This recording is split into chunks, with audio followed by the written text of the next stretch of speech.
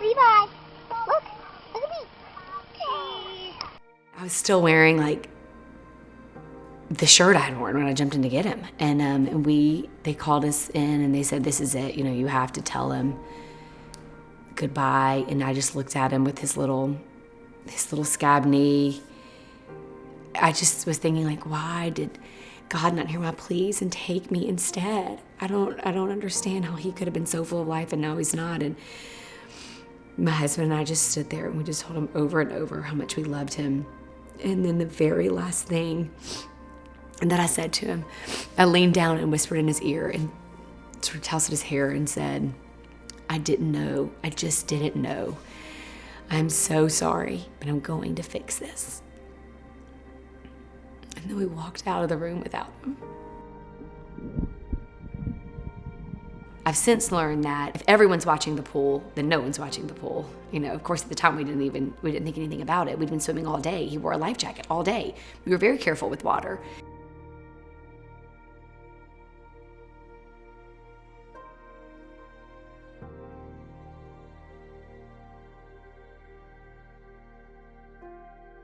I have 16 photos of time stamped.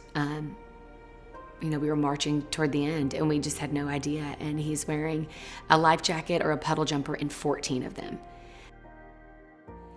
Levi went and he sat on the couch and there were 11 adults in the room, my husband, myself, six of them physicians, including my husband, full of kids everywhere. My phone was charging in the other room. I wasn't drinking. And I threw something away. Of course, I've relived this so many times. Every time. Right now I'm thinking, but how did we not see him? How did we not see him? And he somehow got off the couch, down the flight of stairs. I didn't know any of this at the time. All I knew is he was sitting on the couch, and I went to go check to see if the rain had stopped. I didn't even know he was missing. That's how short it was, how short of an amount of time. I looked over the balcony. I don't even know what compelled me to, and I just saw this bright flash of yellow, and it was his crab hunting shirt in the deep end. And it sounds so crazy right now, but my first thought was, but we're not swimming.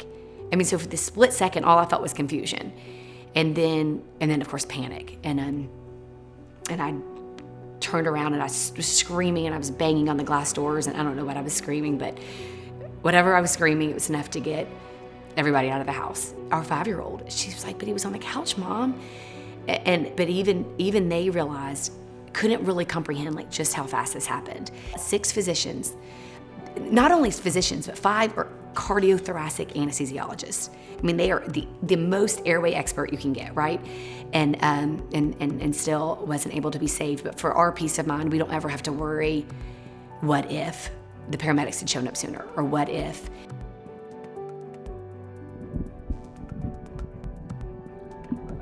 Something compelled my husband to look up the drowning statistics exactly one weekend. And he said, Nicole, did you know that drowning is the #1 cause of death for toddlers, 1 to 4?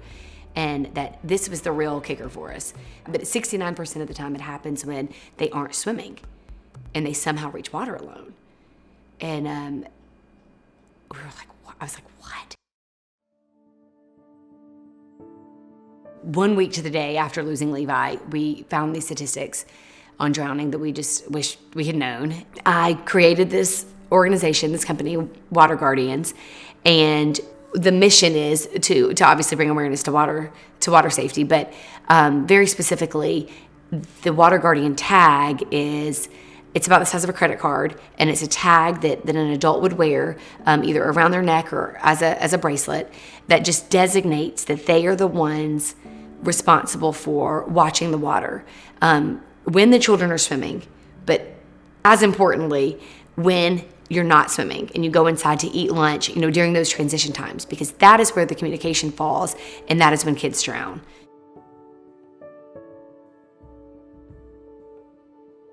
It is so simple. It really is. It takes this very simple idea. It would have saved Levi. It could save kids. What can you do if you go on a beach trip and your child can't swim yet? And you don't, it's not your house, so you can't put in a pool alarm or door alarms. This is just an easy, transportable, cost-effective way to do it. The Water Guardians and getting those tags out there, especially because we lost Levi on June 10th and this was launched June 29th. So it felt like a very doable, it's summer now. I was getting messages every day from parents who had lost a child to drowning. And so this was immediate, let's get this out there. This is something that can happen, right away. And so many sold that first day, the first weeks, that their website kept crashing, and they had to hire all these new employees to come in for the summer in order to get these produced and shipped out. It was really incredible. There have to be long-term, get to the core root of the problem too. I've been to countless well child visits this was my third child. How many well child visits I've been to, and I'd never heard this information.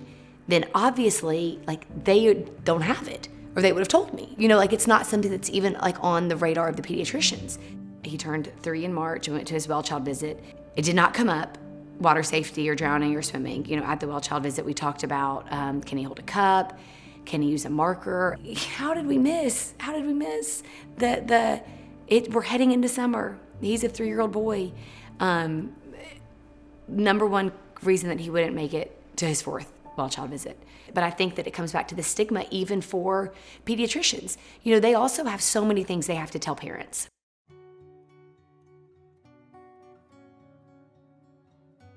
It was summer, kids were drowning every day, and the quickest, most efficient and effective way to reach parents was through the American Academy of Pediatrics. I just poured my heart out into this essay on, how did we not know? I wish we had known. And I really put a plea in there for the AAP to please join our cause. Please help. What can we do? I will help. How can we do this? I found the mom blog with the most followers. I Googled it, and it was Scary Mommy. So I just messaged them and said, would you share this if I write it? And they said, absolutely. Within 48 hours of it being published, I was on a phone call with the CEO of the AAP. Immediately they were like, we care about kids. And once the AAP looked at those statistics and then really took a good look at, what was kind of currently happening around their drowning prevention, they reacted immediately.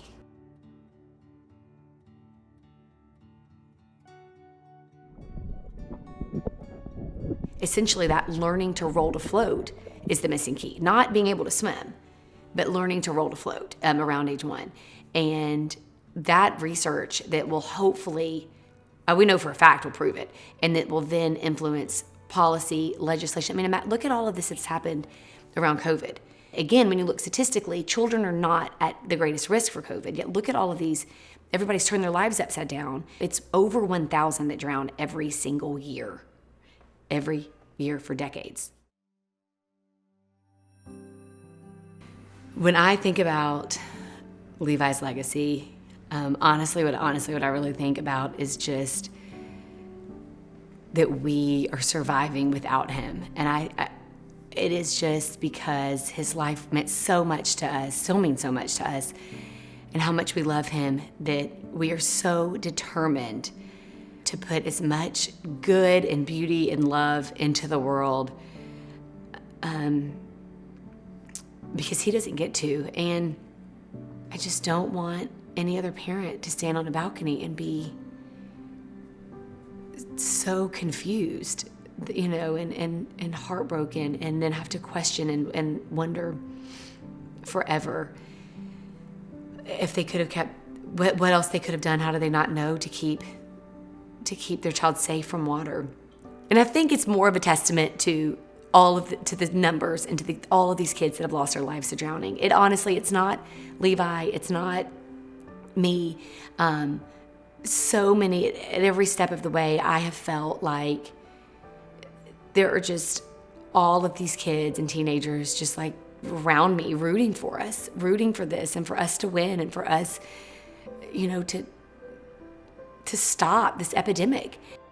This was a crappy hand we were dealt, but I'm going to fix this and I'm going to win. And that is honestly how I feel. Like I just am so angry and like sort of like rising up with this knowledge and this determination to win and to win for future kids. I'm Nicole Hughes, and I'm a scary mommy.